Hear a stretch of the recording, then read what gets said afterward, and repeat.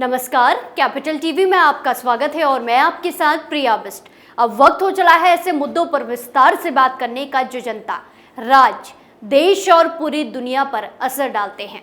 UP के मैदान में राहुल गांधी और अखिलेश यादव के बीच सीट शेयरिंग को लेकर मारामारी चल रही है, जिसके चलते इंडिया गठबंधन पर सवाल खड़े हो रहे हैं। दोनों पार्टियों की तरफ से गठबंधन में टूट के बड़े बड़े दावे किए जा रहे हैं। तो चलिए एक बार फिर से राहुल गांधी अखिलेश यादव के बीच क्या चल रहा है, विस्तार से आपको बताते हैं। 10 सीटों पर बना सस्पेंस, क्या टूट जाएगा गठबंधन? राहुल गांधी को मिलेगा झटका या अखिलेश करेंगे समझौता? उत्तर प्रदेश विधानसभा की 10 सीटों पर उपचुनाव में कांग्रेस और समाजवादी पार्टी के रास्ते अलग अलग हो सकते हैं। इसकी वजह सीट शेयरिंग फॉर्मूले पर सहमति न बनना बताई जा रही है। कांग्रेस ने 5 सीटों पर चुनाव लड़ने की डिमांड की है, मांग की है, लेकिन सपा इसके लिए बिल्कुल भी तैयार नहीं है। दरअसल पार्टी का विस्तार यूपी से बाहर चाहने वाले अखिलेश यादव को उम्मीद थी कि हरियाणा में भी उनको 2 सीटें मिलेंगी, लेकिन ऐसा कुछ भी नहीं हुआ। ऐसे में यूपी उपचुनाव में कांग्रेस से आधी सीटें साझा करना सपा के लिए घाटे का सौदा माना जा रहा है। वहीं देखा जाए तो लोकसभा चुनाव में उत्तर प्रदेश में समाजवादी पार्टी ने कांग्रेस की स्थिति कमजोर होते हुए भी उसे जरूरत से ज्यादा सीटें दी थी। लेकिन सवाल यह है कि कांग्रेस अखिलेश यादव के साथ ऐसा क्यों नहीं कर रही है? आखिर क्यों कांग्रेस ने जम्मू कश्मीर और हरियाणा विधानसभा चुनाव में सपा को एक भी सीट नहीं दी? दरअसल सपा ने हरियाणा में कांग्रेस का साथ देने का फैसला लिया, लेकिन जम्मू कश्मीर में गठबंधन न होने की वजह से सपा ने अपने ही दम पर उम्मीदवार उतार दिए।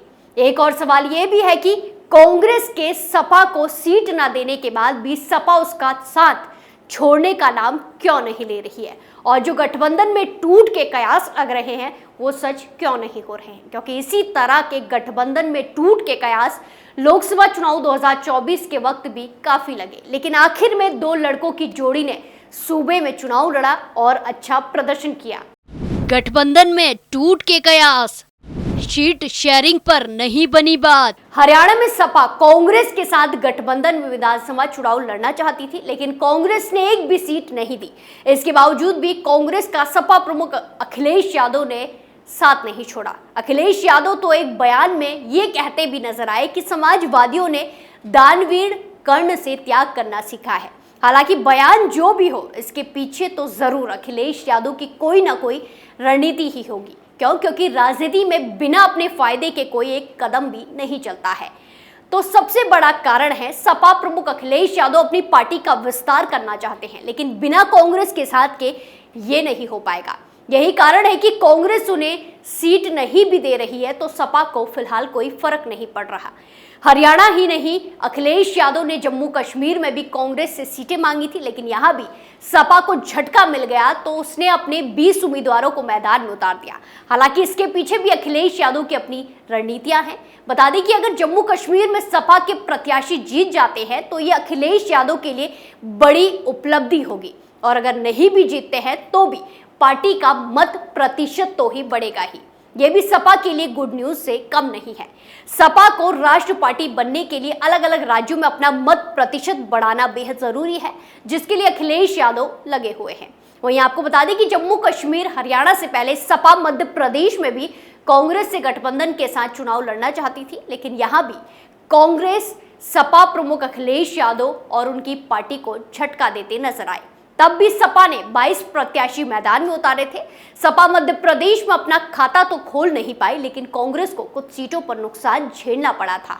महाराष्ट्र में मिलेगा साथ या धोखा देगा हाथ? वही हम महाराष्ट्र की बात करें तो सपा के यहाँ पहले से ही 2 विधायक हैं, और ऐसे में पार्टी कांग्रेस से 4 से 5 सीटें चाहती है। क्यों? क्योंकि पहले से ही महाराष्ट्र में सपा के विधायक मौजूद हैं। इसीलिए हो सकता है कि कांग्रेस यहाँ पर हरियाणा और जम्मू वाला व्यवहार सपा के साथ ना करे और सीटों की डिमांड को पूरा कर दे। लेकिन ऐसे में इन सब के बीच ये भी ख्याल आता है कि सपा भी तो कांग्रेस से बदला ले सकती है। चुनाव के दौरान जिस प्रकार का व्यवहार कांग्रेस सपा के साथ कर रही है, उसे देखते हुए लगता है कि उत्तर प्रदेश में भी सपा 10 सीटों पर होने वाले उपचुनाव में बदला ले सकती है। इन 10 सीटों में कांग्रेस 5 सीटें मांग रही है। उपचुनाव में अखिलेश यादव भी याद रखेंगे कि कांग्रेस ने अन्य राज्यों में उनकी पार्टी के साथ क्या किया है। हालांकि अखिलेश यादव ने बात सीट की नहीं जीत की है ये कहकर गठबंधन धर्म निभाने के लिए त्याग करने के संकेत दिए हैं, लेकिन राजनीति में कब क्या हो जाए कुछ कहा नहीं जा सकता। कहा जा रहा है कि कांग्रेस अपने प्रभाव वाले राज्य में अगर जनाधार को ही पैमाना बना रही है, अपनी ताकत को ही सब कुछ समझ रही है, तो यही फॉर्मूला कांग्रेस के लिए उत्तर प्रदेश में भी लागू होगा। समाजवादी पार्टी कभी भी उत्तर प्रदेश में कांग्रेस को झटका दे सकती है, जिसकी संभावनाएं कांग्रेस को भी लग रही हैं। इसीलिए सपा और कांग्रेस दोनों का जिला संगठन उपचुनाव वाली 10 सीटों पर तैयारियों में जुट गया है। कांग्रेस ने 6 सांसद और 2 विधायकों को उपचुनाव से पहले प्रभारी बनाकर मैदान में उतार दिया है। कांग्रेस की तैयारी सभी 10 सीटों पर है, लेकिन इनमें से फुलपुर, मझवा और मीरापुर 3 ऐसी सीटें हैं जहां पार्टी का ज्यादा फोकस है। वहीं दूसरी तरफ सपा ने भी अपने नेताओं को उपचुनाव वाली सीटों पर सक्रिय कर दिया है, एक्टिव कर दिया है। कई सीटों पर संभावित उम्मीदवारों के नाम भी सामने आ गए हैं। 2 लड़कों की जोड़ी का कमाल, क्या करेगा उपचुनाव में धमाल। आपको बता दें कि 2017 विधानसभा चुनाव में 2 लड़के साथ लड़े थे, लेकिन चुनावी नतीजे के बाद सपा ने कांग्रेस के चुनावी परिणाम को देखते हुए मुंह मोड़ लिया था। सपा ने कांग्रेस से गठबंधन में 105 सीटें दी, लेकिन कांग्रेस केवल 7 सीटें ही जीत पाई। कहावत है कि दूध का जला छाछ भी फूक फूक कर पीता है। शायद एक ये वजह है कि सपा उपचुनाव में कांग्रेस से गठबंधन को लेकर बिल्कुल भी इच्छुक नहीं दिखाई दे रही है। सूत्रों के मुताबिक दोनों दलों के बीच उपचुनाव को लेकर कोई बातचीत भी नहीं हो रही है। वहीं गठबंधन को लेकर कांग्रेस को सपा से कोई अभी तक रिस्पॉन्स भी नहीं मिला है।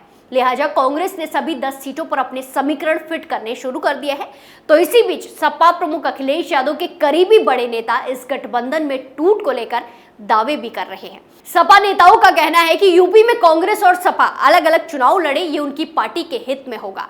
जिस तरह मध्य प्रदेश और हरियाणा में सपा का जनाधार नहीं है, उसी तरह कांग्रेस का भी यूपी में जनाधार नहीं है। इतना ही नहीं, सपा नेताओं का कहना है कि सपा ने फैसला लिया है कि यूपी में होने वाले उपचुनाव में कांग्रेस के साथ सीटों का बंटवारा नहीं होगा। सपा सभी सीटों पर अकेले चुनाव लड़ सकती है। इसके लिए सपा ने सभी सीटों पर पार्टी संगठन को अपनी तैयारी भी शुरू करने को कह दिया है।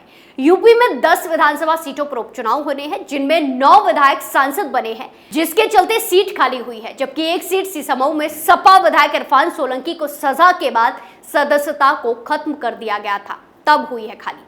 इन 10 सीटों में से सपा के पास 5 सीटें करहल, सिसमऊ, मिल्कीपुर, कटहरी और कुंदरू की थी। वहीं गाजियाबाद, फुलपुर, खैर में बीजेपी और मझवा, निषाद पार्टी और मीरापुर में रालोद ने जीत हासिल की थी। वहीं अब इन्हीं सीटों को लेकर राहुल गांधी और अखिलेश यादव के बीच सीट शेयरिंग पर बात नहीं बन रही है। हर रोज गठबंधन में टूट के कयास लगाए जा रहे हैं और बाकी राज्यों में अखिलेश यादव को मिल रहे झटके इन कयासों को और ज्यादा बल दे रहे हैं। ऐसे में सपा प्रमुख अखिलेश यादव अपनी पार्टी का मत प्रतिशत बढ़ाने के लिए कांग्रेस के साथ समझौता करते हैं या फिर बाकी राज्यों का बदला कांग्रेस से यूपी उपचुनाव में लेते हैं, ये देखना दिलचस्प होगा। इस पूरे मामले में आपकी क्या राय है, कमेंट कर जरूर बताएं। स्पेशल स्टोरी में फिलहाल के लिए इतना ही, फिर पेश होंगे नए मुद्दे के साथ। बाकी तमाम खबरों के लिए देखते रहिए कैपिटल टीवी उत्तर प्रदेश। नमस्कार।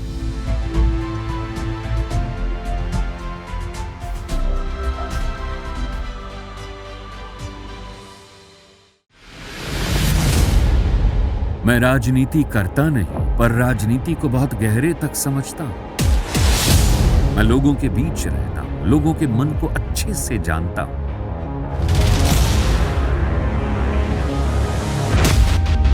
पब्लिक और पॉलिटिक्स की हर नब्ज को खूब पहचानता हूं।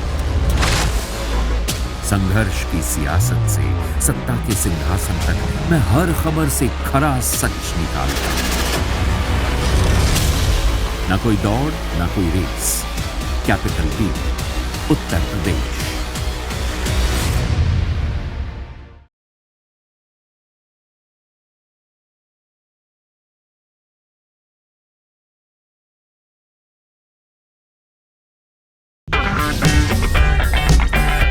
अगर आपको हमारा वीडियो पसंद आया हो तो इसे लाइक करें, हमारे चैनल को सब्सक्राइब करें और हाँ, बेल आइकन दबाना ना भूलें ताकि आप तक हमारे वीडियो की नोटिफिकेशन पहुंचती रहे। आप अपना सुझाव हमें कमेंट बॉक्स में दे सकते हैं। हमारे साथ जुड़ने के लिए शुक्रिया।